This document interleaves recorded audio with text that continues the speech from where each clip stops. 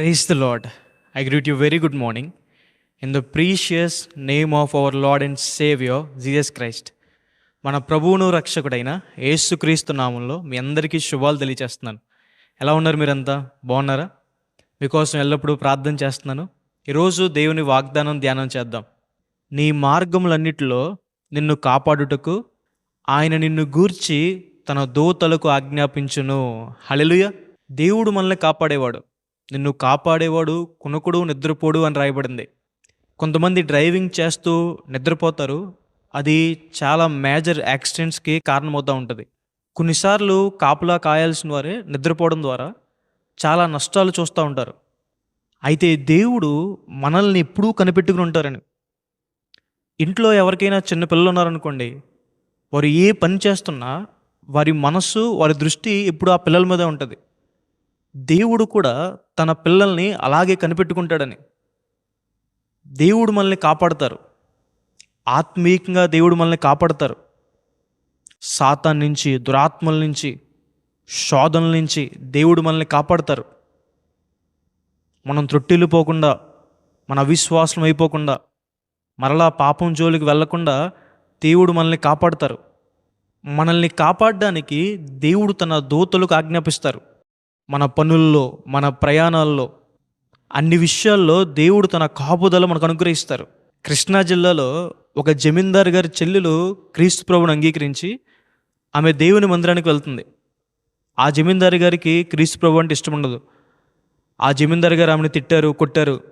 ఆమె వినట్లేదని చెప్పి కొంతమందికి డబ్బులు ఇచ్చి ఆమెను చంపేమన్నాడు.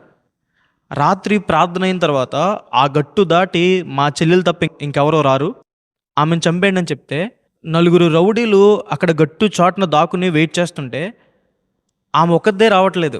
ఆమెతో పాటు ఒక 4 మనుషులు, పెద్ద పెద్ద వాళ్ళు, తెల్లని వస్త్రాలు వేసుకుని వారి చేతుల్లో పొడవాటి కత్తులు కలిగి ఉన్నారు. వారెవరు అంటే దేవుని దూతలు. ఆ రౌడీలు అక్కడి నుంచి భయపడి పారిపోయారు.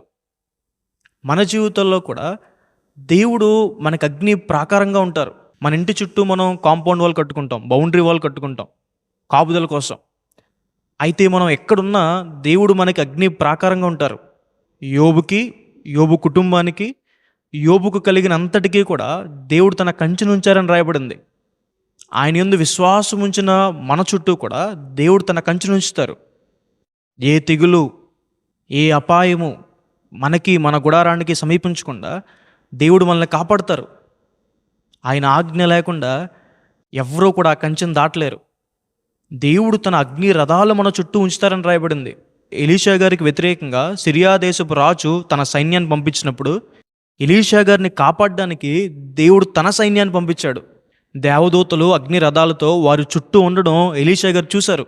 ఒక పిల్లి కానీ, ఒక గ్రెద్ద కానీ వచ్చినప్పుడు కోడి తన పిల్లలను రెక్కల కింద ఎలా అయితే కాపాడుతుందో, మన జీవితంలో ఆపద, కష్టము, కీడు వచ్చినప్పుడు దేవుడు కూడా తన రెక్కల నీడను మన కాపాడుతాడు. మహోన్నతుని చోటను నివసించువాడే సర్వశక్తిని నీడను విశ్రమించువాడని రాయబడింది.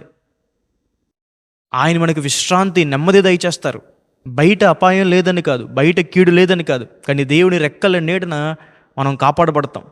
వాగ్దానం విశ్వసించండి, దేవుడు మిమ్మల్ని కాపాడతారు.